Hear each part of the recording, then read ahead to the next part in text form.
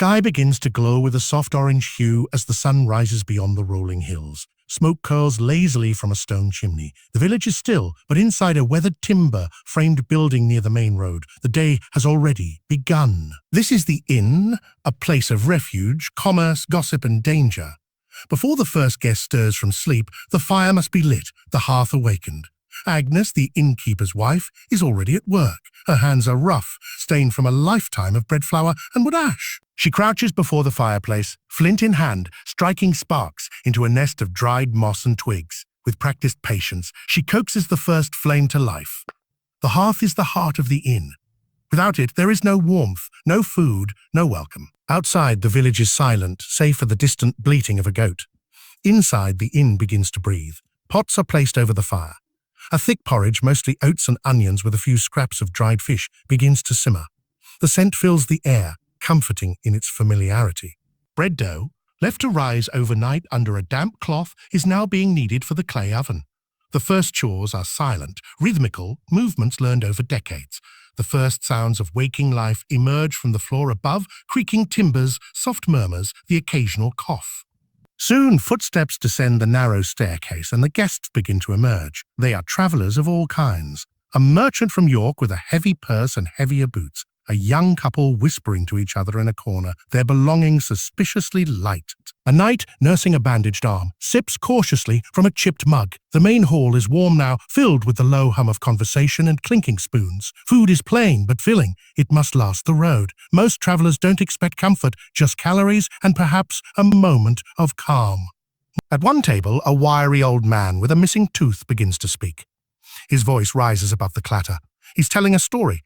Half truth, half invention, about a siege or a demon in a cave, or a king disguised as a commoner. The guests listen with wide eyes or polite amusement. Some roll their eyes. But all understand. This is how time is passed, how fear is softened, how strangers become companions if only for an hour. Behind the scenes, the staff move like shadows. Thomas, the stable boy, has already been up for an hour. He's 12, lean and quick, though his clothes hang loose on his frame.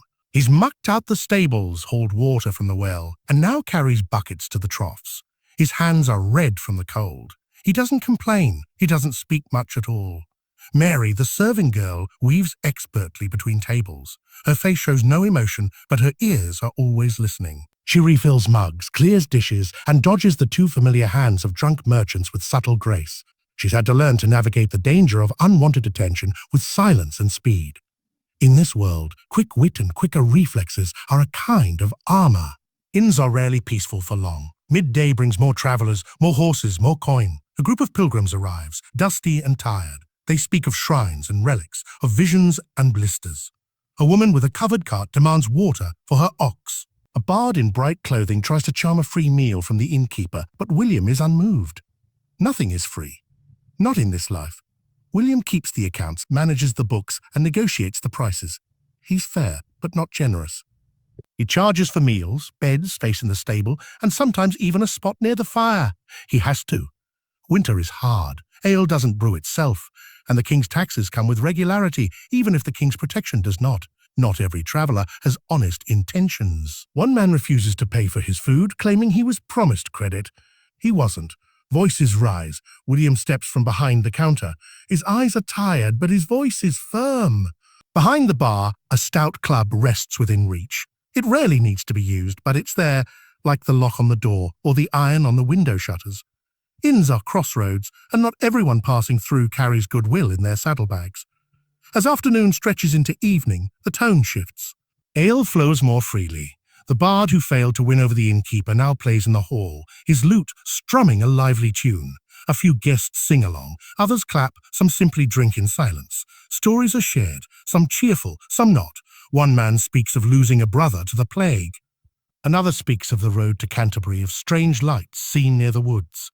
A woman tells a ghost story about a traveller who stayed at an inn just like this and vanished before dawn. The light from the windows dims, the fire is fed again, and candles are lit. Shadows grow long. Supper is served, vegetable pottage with lentils and whatever meat was salted weeks ago. It's simple, warm and enough. Bellies are full, faces glow in firelight. The room feels almost safe, but the inn never sleeps entirely. Upstairs, the sleeping quarters are cramped. Privacy is for lords and abbots. Most travelers share space, men and women, rich and poor. Some beds are shared by strangers.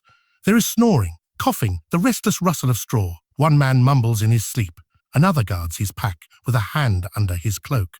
The straw-stuffed mattresses creak with every movement. Once a woman feigned injury to gain entry, only for her accomplices to follow. They took little, but left scars that never quite healed. Near midnight, the hallway is silent.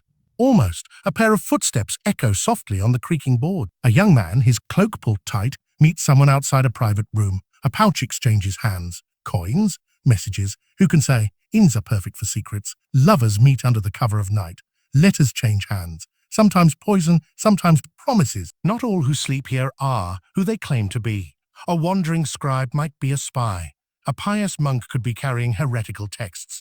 One cannot ask too many questions, and yet innkeepers always notice more than they admit. In a small room, the bard snores softly, his lute at his side. Mary rests her feet near the kitchen door, her head nodding. Thomas sleeps in the loft above the stable, curled up under an old cloak. The horses shift restlessly below. Before dawn, Agnes stirs again. Her back aches. Her hands are cold. But the hearth must be lit once more. The ashes are still warm. Kiddy-key. She blows gently, adding new kindling, breathing life into the fire. Soon the kitchen will smell of bread again. Guests will rise. Coins will change hands. Some will leave, shouldering packs and yawning. Others will arrive, with dust on their boots and questions in their eyes. The inn breathes in and out, day after day, like a living creature.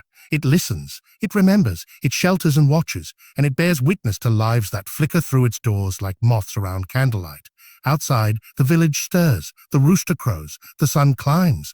A new day begins as it always does, and the inn is ready.